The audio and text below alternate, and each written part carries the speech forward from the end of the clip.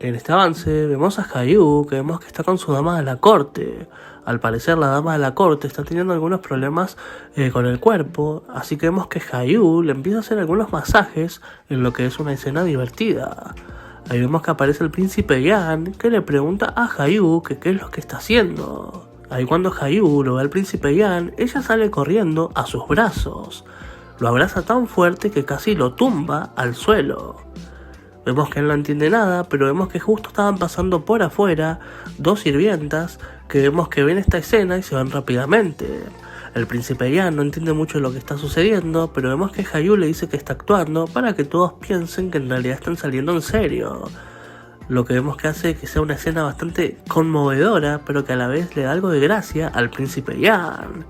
Y ahí termina este pequeño avance del capítulo número 3 de Perfect Crown.